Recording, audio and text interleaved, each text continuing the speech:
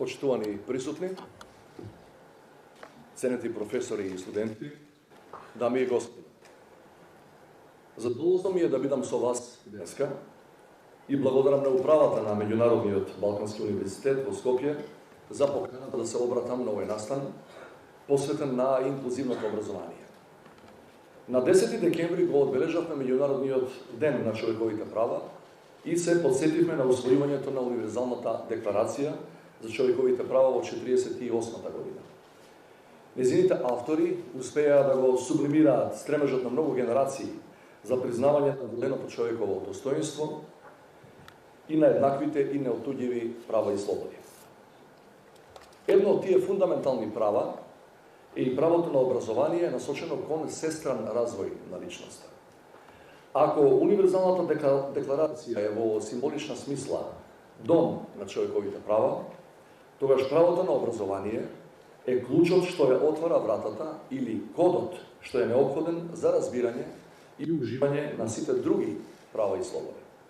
Без соодветно образование, многу права ќе бидат само декларативни.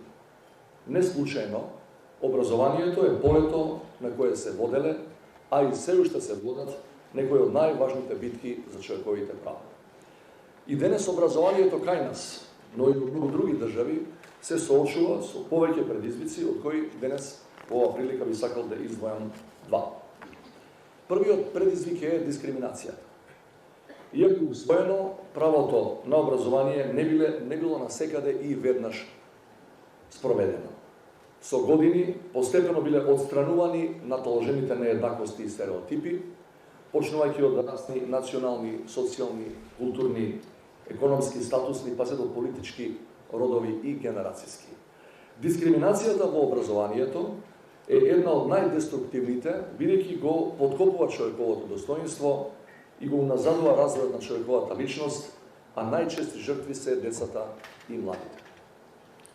Вчера на 14 декември се навршија 62 години од усвојувањето на Конвенцијата против дискриминација во образованието.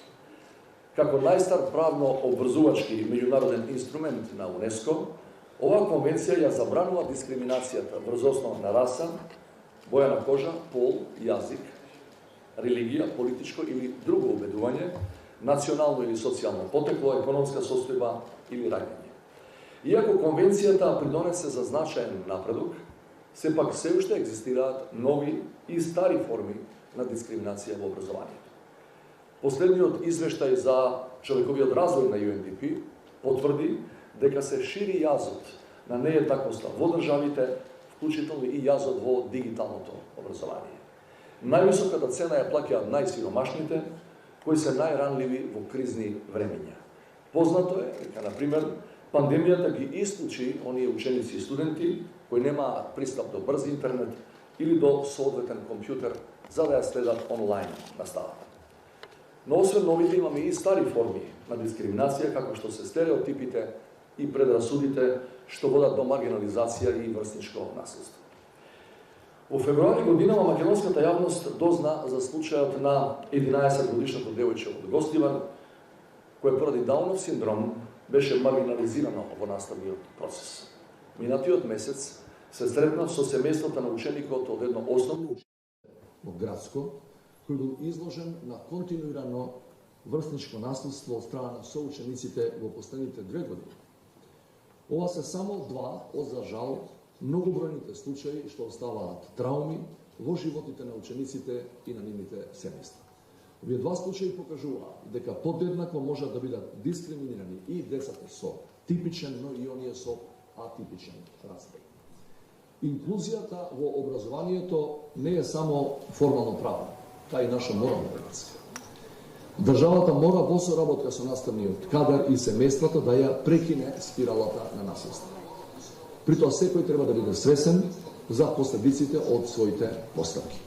А токму тоа е функцијата на образованието, но и на воспитанието. Да им помогнат младите да станат одговорни членови на заедницата.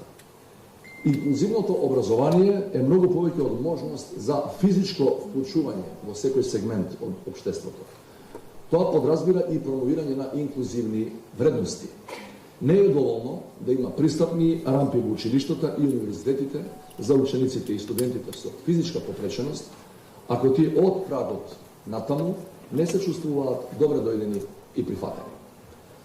Ценете присутни, вториот голем предизвик со кој се соочува образованието во Северна Македонија е демотивацијата. Проблемот со демотивацијата не враќа на суштината на образованието. Која е неговата функција? Каде е позиционирано образованието во општеството и во државата? Колку се вложува во него? Дали образованието е прилагодено на реалните потреби на пазарот на трудот или не? Краткиот поглед врз состојбите открива дека имаме ниски вложувања во образованието и расширена перцепција дека тешко се напредува врз основа на сопствените квалитети. Од тука се и лошите резултати и ниското рангирање на меѓународните тестови за ученици и студенти. Кога младите луѓе не се убедени дека образованието ќе им помогне да напредуваат и да успеат, тогаш бараат алтернативни коридори. За разлика од моќта и парите што се намалуваат кога се делат, кај образованието не важи истата логика. Никој не изгубил знаење со тоа што го споделил со другите. Од научната револуција во Европа во 16 и 17 век, па се до дигиталната револуција на крајот на 20 и почетокот на овој век, се помасовното споделување на знаењето водеше до големи пробиви во науката и подобрување на квалитетот на животот на луѓето. Еднаквото човеково достоинство во општеството не се постигнува преку еднаква распределба на богатството или моќта, туку преку еднаков пристап и можноста за квалитетно образование. Многу повеќе од богатството и од моќта, токму образованието е клучот за човечкото достоинство. За да го решиме проблемот со демотивацијата, неопходно е образованието да добие вистински третман во општеството. Потребни се системски зафати за да имаме всеопфатно, квалитетно и дигитализирано образование, прилагодено на современите светски трендови и на пазарот на трудот. Мора да вложуваме далеку повеќе во секоја етапа од образованието, да ја зајакнеме релацијата меѓу образовните институции и компаниите, да ја подигнуваме функционалната писменост и подготвеноста на младите за кариерен развој.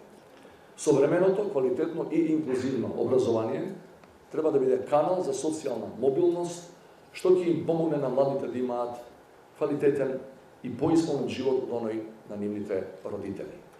При тоа да не заборавиме дека преку образованието не стекнуваме само вештини потребни за пазарот на трудот, туку и светоглед, што треба да ни помогне да се ориентираме во животот. Инклузивното и квалитетно образование е предуслов за слободна размена на идеи и знаења, што го прават животот вреден за живење. Благодарам.